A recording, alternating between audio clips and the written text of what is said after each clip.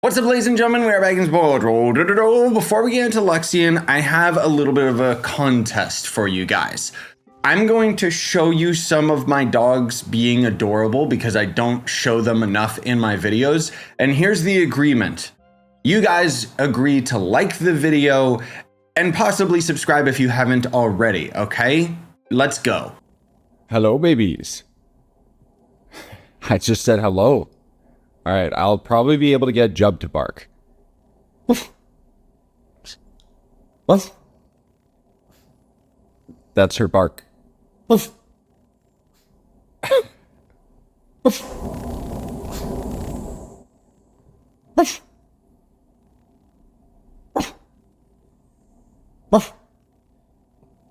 him, Jub. Jub, get him. No. Hi, Bush. You're fine. If you guys like that by showcasing your support with likes, comments, subscriptions, whatever, all that stuff, I could potentially end up having the doggos in more videos because there's something that I was thinking about like over the history of my channel, and I think like to the lives of the dogs and just how important they are to me and my wife. And I'm not really including them in videos for you guys that much anymore because most of the time when the wife and I go on a trip, we have to leave the dogs at home, and so they don't get highlighted in the video. So yeah, just food for thought. Just let me know what you guys think. Okay, this guy's got, I have videos highlighting all of these mounts, so you can check those out. What about Luxion himself?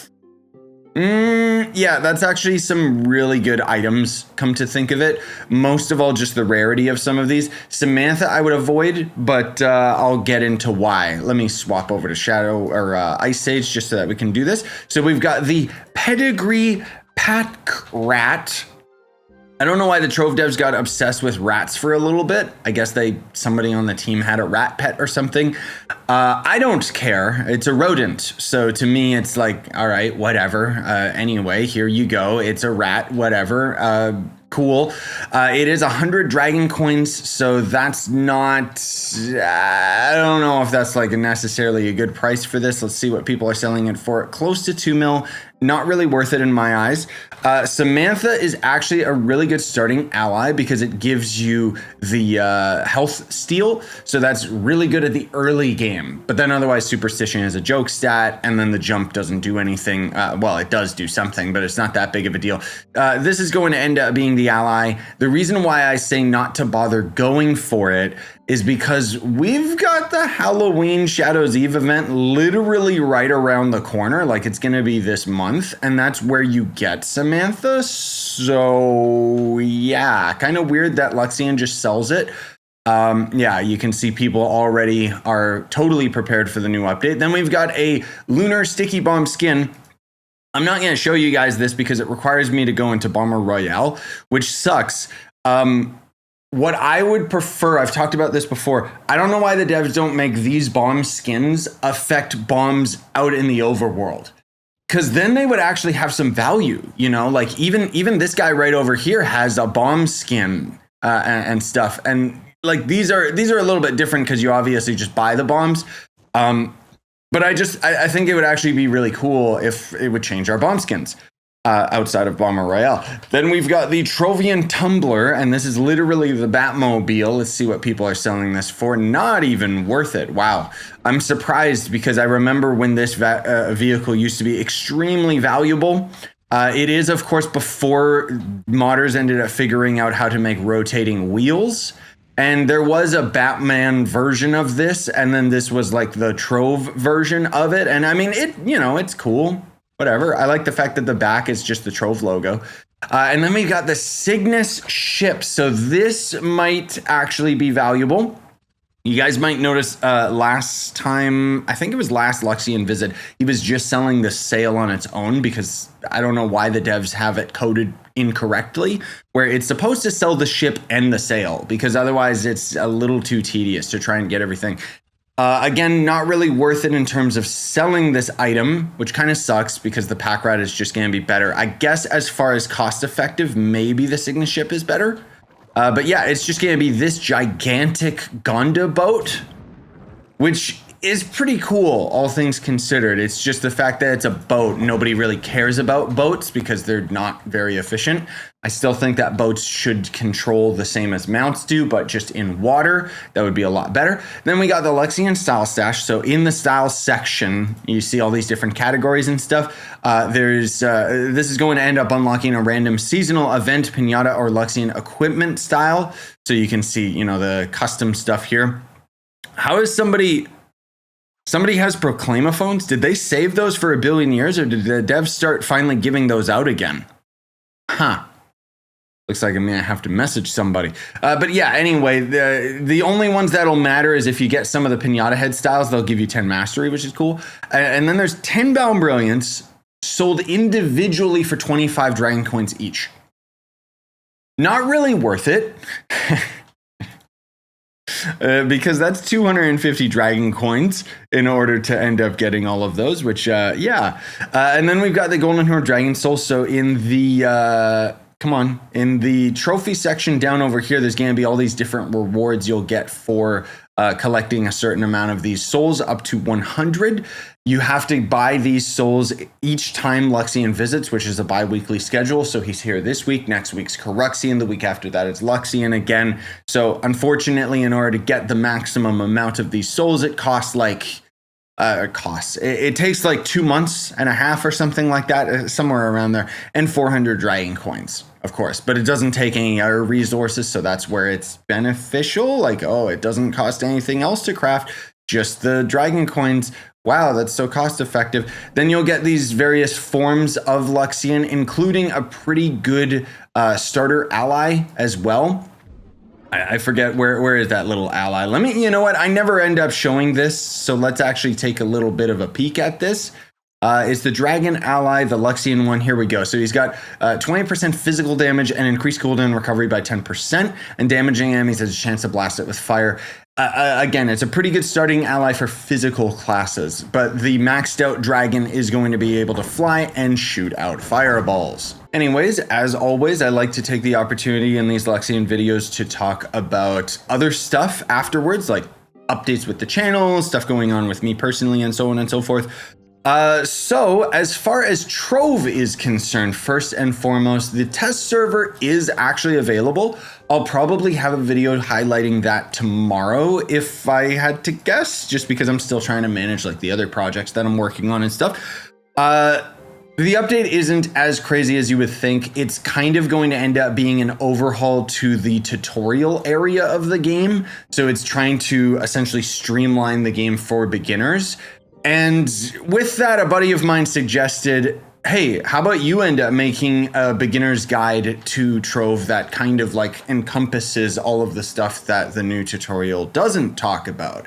And so I thought that that would be an interesting idea to work with. I also wanted to talk about some of the other games that are currently on the channel, some of the stuff that you can expect, as well as the games that are coming down the line. So a lot of you keep asking about Dragon Ball Sparking because, you know, I'm a pretty big Dragon Ball fan. I am working on a video for that. Yes, it's a good game, but I'm not very good at fighting games, and it is also wildly complex with all the different combos and stuff like that. So it's taking me a little while. I'm planning on doing the entirety of the Vegeta campaign and then trying to condense that down into a smaller video, but it depends how long the campaign is. I don't know, maybe we'll just go up to Cell or something. Who knows? It's still up in the air, but I'm still working on it. I also have a bunch of different Silent Hill videos that are planned. I've been slowly grinding through the game multiple times to try and get footage for all of the different endings. I'm going to have one video that's going to be me playing through the game multiple times and then reacting to the independent endings. But then I'm also going to end up doing tutorials on each of the endings. And more specifically, I'm thinking that I should do a tutorial that goes over each of the endings. And more specifically, we'll talk about how to obtain the most endings with a single playthrough. Because near as I can tell, you technically only have to beat Silent Hill 3 different times if you're careful and balance all of the different endings accordingly. It's just taking me a while to do that video because it's a much larger project and requires like hours and hours of my time. And I'm still trying to grind all the other games at the same time. Another series that kind of ended on the channel abruptly was Space Marine 2, which I am still regularly playing, but I'm kind of at the point now where I'm just steadily grinding out the final levels for some of my classes.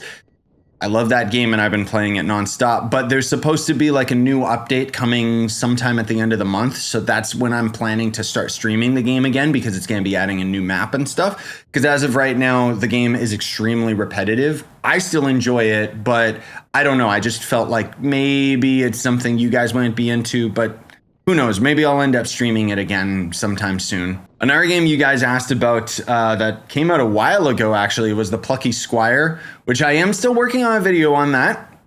It's a pretty slow and pretty boring game. I don't think I'm going to make a video of me beating the entire game because I just don't think I want to play it anymore. But I've got a couple hours of footage to end up siphoning through to do like a one-off thing. As for games that are on my radar that you can probably expect like one-off videos on, there's Streets of Rogue 2 coming out this month. No More Room in Hell 2, which is supposed to be like a PvE co-op zombie game where you and like 7 other players are thrown into a world at random spawns, and if you can find each other, okay, cool, try to beat the map because otherwise it's permadeath. Sounds really cool. I'll probably stream that when it gets a little bit closer. Otherwise, most of the Era games coming are in November, so there's no point talking about those right now. Oh, and also, it is spooky month, and I do still plan on playing more horror games on the channel. Like I said, though, I'm just kind of preoccupied with Silent Hill right now, but I'm almost done with that game, and then that'll free up a lot more of my extra time to either do streams or just record other games and what have you.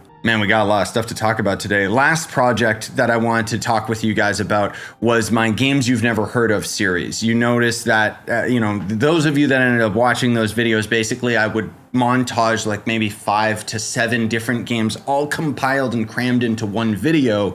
And it took a significant amount of my time, but it was really exciting for me because it allowed me to play these other games without having to worry about producing a full Let's Play on them. So the workflow was considerably small in that I could just play these games at my leisure and then just slowly throw them into these videos. However, that's a format that I kind of stole from Iron Pineapple, which is another YouTuber that I've thoroughly enjoyed their content for a long, long time. And I'm thinking that that format doesn't necessarily work with me because I would much rather than compile a bunch of games into one video. I'd rather just have individual shorter videos for you guys that highlight each of those games. And as I've tested, it does better for me anyways. Like the last game that I did was the Abyss, I think it was called. And basically, I had that in a Games You've Never Heard Of video, and then I had it as an independent video on its own, and that independent video garnered a lot more views. So there's the idea in the back of my mind that I might retroactively go through my previous Games You've Never Heard Of videos and slowly pick apart and split each of these independent games so that I can put them all up on the channel as a singular video. Now, those of you that are super fans and have already watched those videos are gonna feel deja vu, but the majority of you that didn't end up watching those videos should have a lot more diverse content on the channel.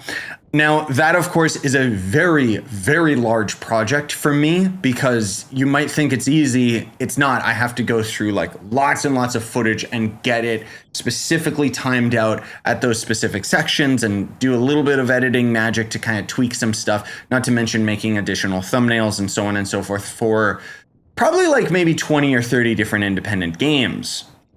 So that's going to be a long-term project. And even then, it's kind of on the back burner right now, just as an idea that I want to mess with. Anyways, ladies and gentlemen, I appreciate you watching today's video. Smash like, subscribe, hit that notification bell. Buy the merch if you want to. It is cheaper on my new store. I'm currently trying to get a refund from Teespring because those idiots scammed me.